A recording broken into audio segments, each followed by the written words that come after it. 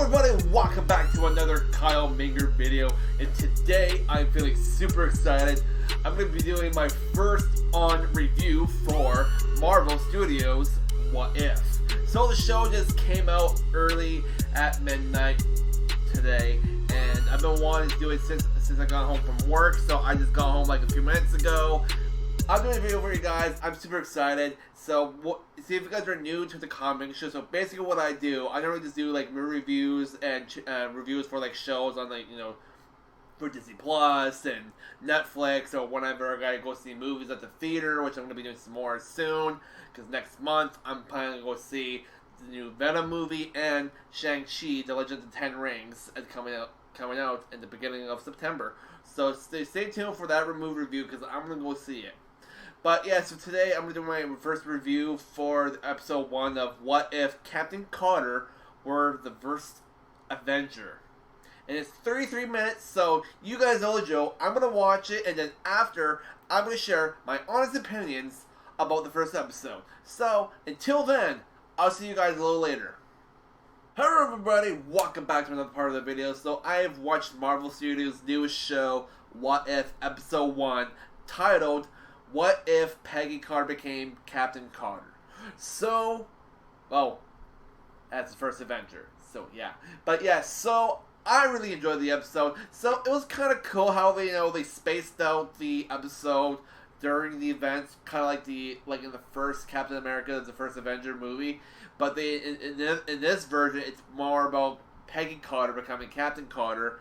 So, it was showing the same scenes, but more different, in Carter's point of view. Now she became with the super soldier that Steve Rogers couldn't because he got shot instead of being taken care of in the procedure. So once he got shot, Peggy had no choice than to step in before they lost power because if you guys know, she got asked either stay or go upstairs in the balcony to watch the procedure of Steve being transformed. But instead, she chose to stay down below instead of going up to the balcony to watch. So once she did that, it caused a different timeline, a new branch.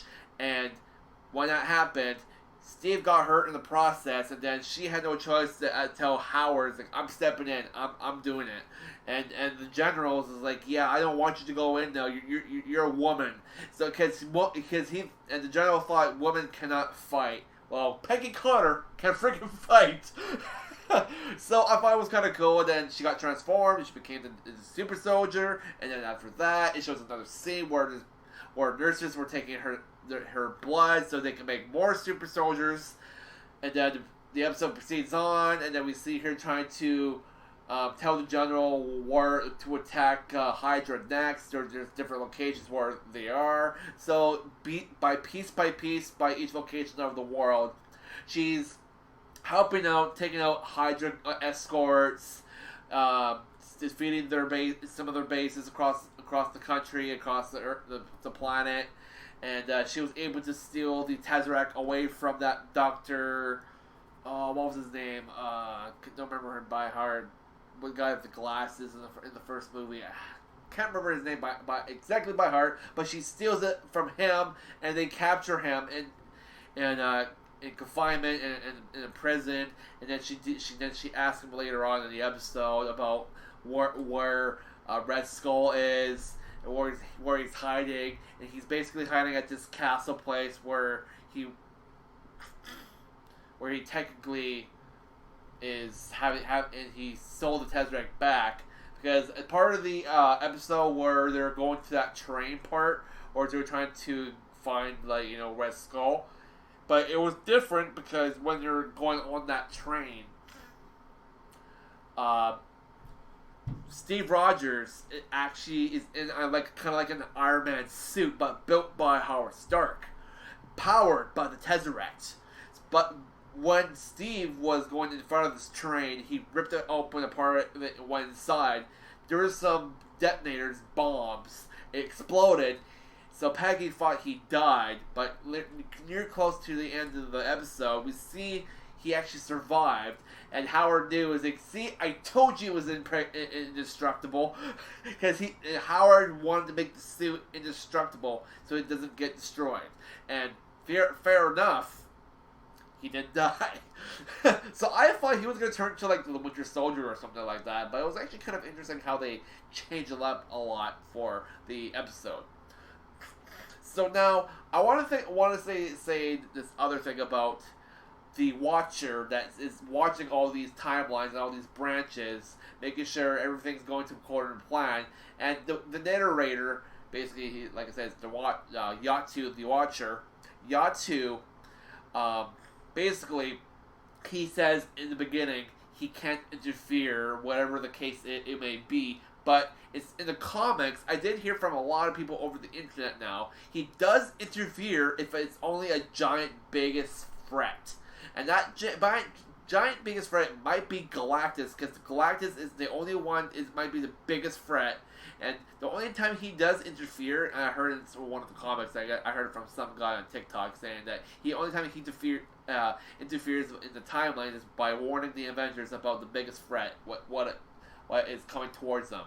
So, yeah, so I just think this is kind of cool. I've been hearing a lot of theories about people saying about this first episode. So, yeah, I really liked it. It was really interesting. It was really insane. I thought it was great. And how at the very end, how Peggy was trying to force this alien, like, Hydra champion, that Red Skull unleashed with the Tesseract at its castle.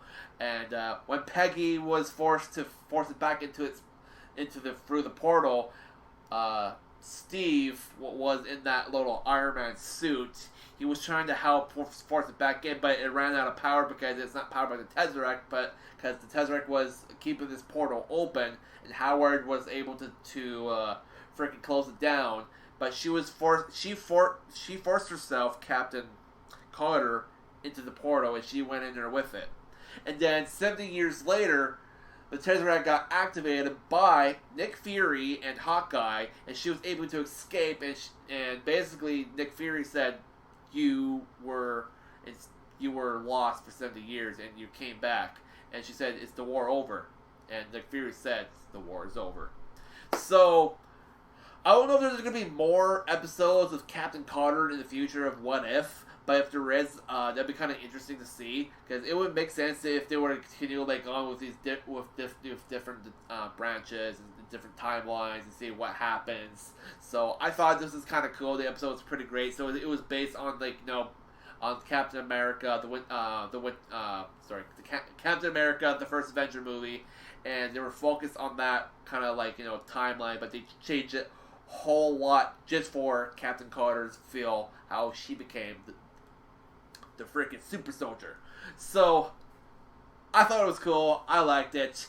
So I think for this awesome episode, I think I'm just gonna give it I'm gonna be a little poor sport, but I'm not gonna go too high. I think for the ultimate rating I'm gonna give for this episode is probably gonna be a 4 out of. I'll give it a 4.5 out of 5. That's my rating for the episode. I liked it. It was good. And I'd like to see what's going to happen for the next episode. I'm not sure exactly what the next one's going to be. But I heard from some people that the next episode might be like the what if Black Panther is the Ravager, or what if the Avengers are zombies. I don't know which one's going to be. But it might be something different for the next one. Not sure. But I guess we got to wait until, next week, Wednesday. I'm pretty sure this is kind of like the same thing with Loki, how with every Wednesday there's new episodes of Loki, so I'm guessing it's probably the same thing with this show, so I'm guessing next week, new episode for What If. So, that's my review, that's my thoughts on What If, on the first episode of What If Captain Carter was the first Avenger. So, thank you guys for watching. You guys know the drill. Where you guys are in the world. Good morning, good night, good afternoon, and I'll catch you guys next time on the Comic Show whenever I post. So if you guys want to see more Marvel content for DisneyPlus reviews on my channel, hit the subscribe button and hit the notification bell so you guys get notified whenever I do upload onto YouTube. So, that's all. So have a good week, guys.